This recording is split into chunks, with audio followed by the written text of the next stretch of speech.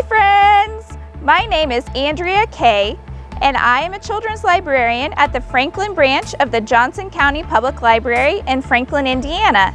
And I'm here at the White River Township Fire Department, station number 53 in Greenwood, Indiana.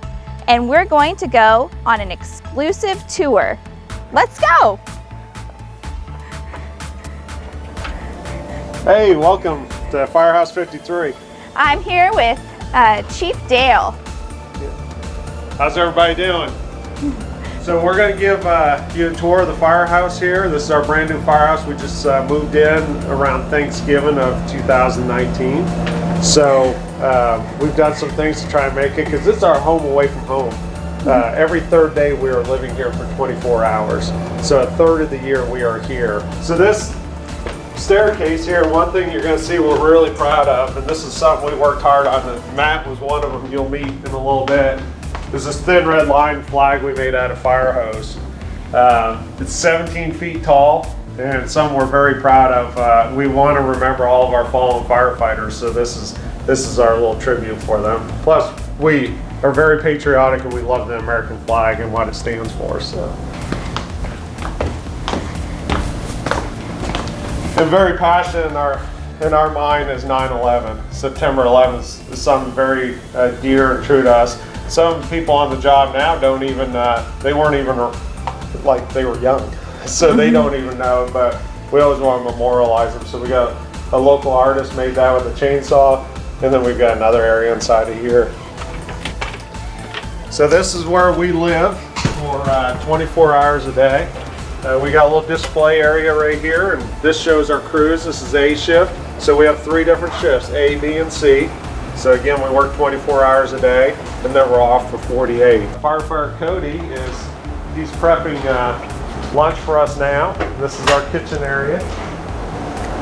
Hello! Hello.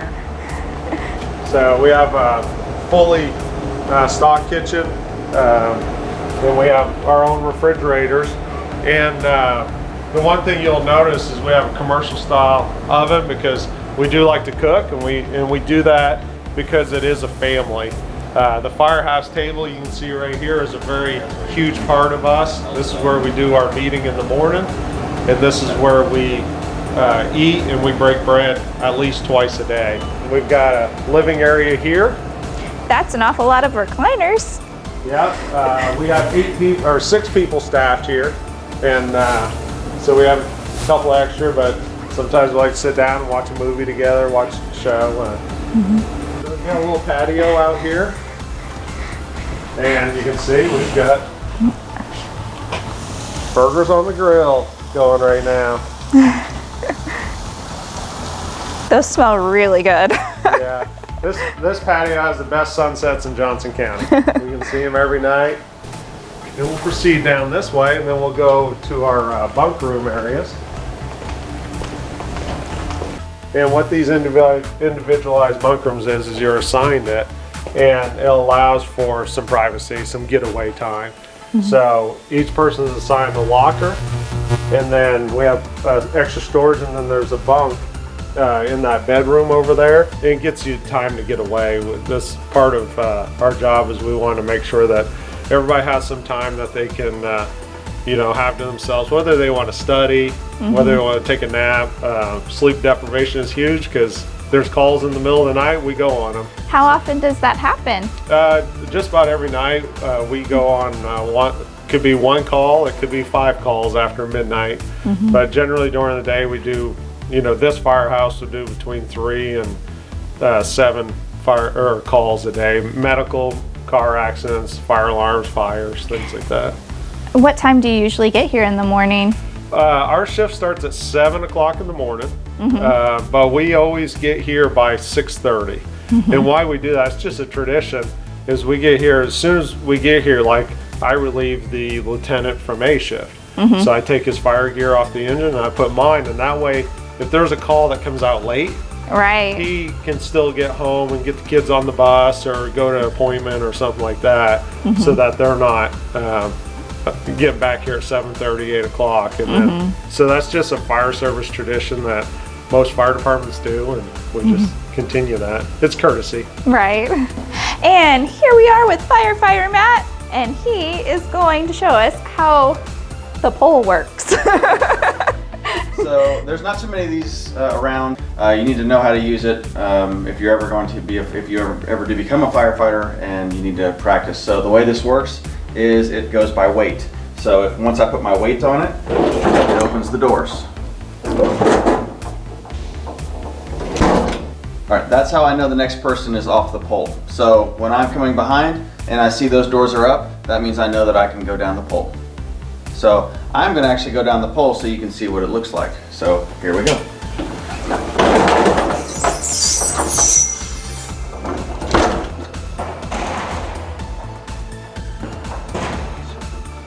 Andrea, you're next.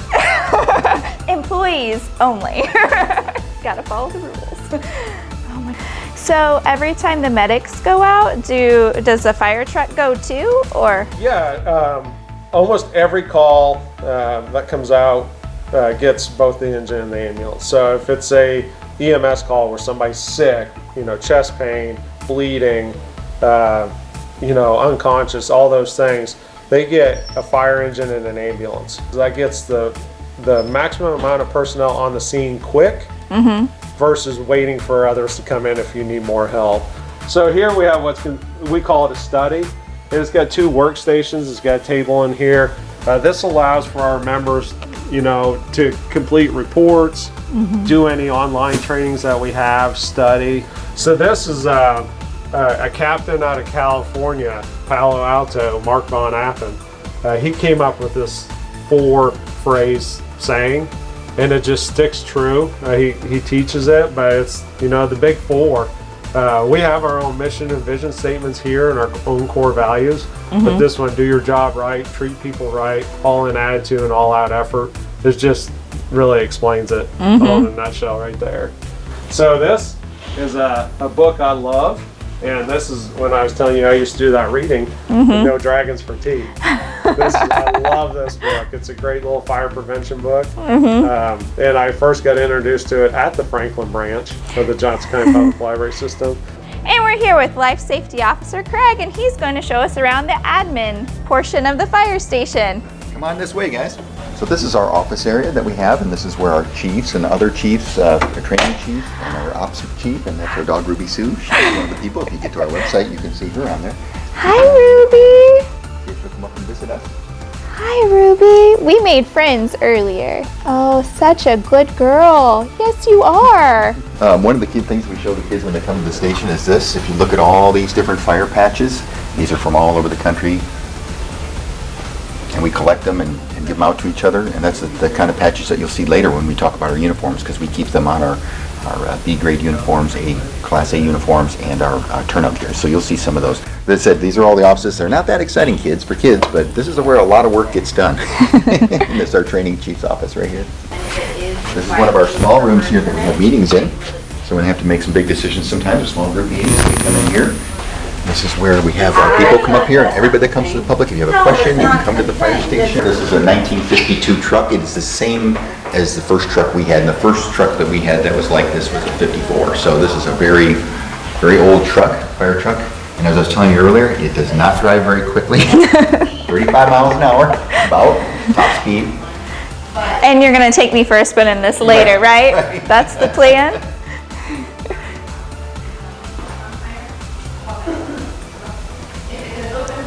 I think it's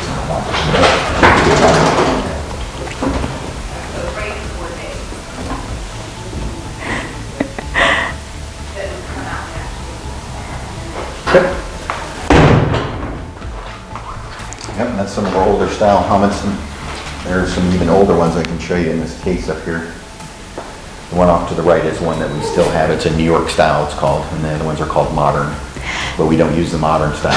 We pretty much stay with the traditional New York style. But if you look over here in this case, in the old days, we didn't have any, we didn't have any, people had to make construction helmets and make their own fire helmet because they didn't have enough money to put together. So one of our original members here, it's pictures of him in his fire gear, but he had to make his own helmet. So this they call the community room. People come here for birthday parties and things. And we do fire training in here too, and EMS training. So everything's done in here. And then we go out and do our practicals, which You saw Chief, the training chief. We go to our houses, our training house, and things like that, where we do our practical. So we might come in here and learn about what we're going to do for the day. There are other ones, and there are towers. Bargersville Fire Station, for instance, has some of those big shipping containers, and they do live fire training. They call it Live Fire Friday, and I think it's about every Friday that they do that. So we can go down and practice live fire training. Yeah. Oh, wow. Yeah, so you get the smoke, and you get the straw and the pallets and things like that. So it's real fire and it's real smoky, and it gives guys a chance. And we also, of course, have mannequins that we use that are some are very heavy, that we can put in there and use them for simulating rescue and how rescue techniques and things, and laddering and cutting and all kinds of stuff. So we're practically, for the practical part of it, we try to practice that a lot, and it's a good thing. This is our headquarters, 53, but we also have 52s over at Meridian Park behind Kroger, and now down on Olive Branch with 51s. And each firehouse is a little bit different. Firehouse 51 has a ladder, that ladder truck at it. Out here we have an engine ambulance, and we actually have some of our extra fire trucks out here. Which are, if something breaks, then we can immediately replace it so that we can stay in service and everything. So when you get out to the bay out there, you'll get to see that there are more fire trucks and ambulance.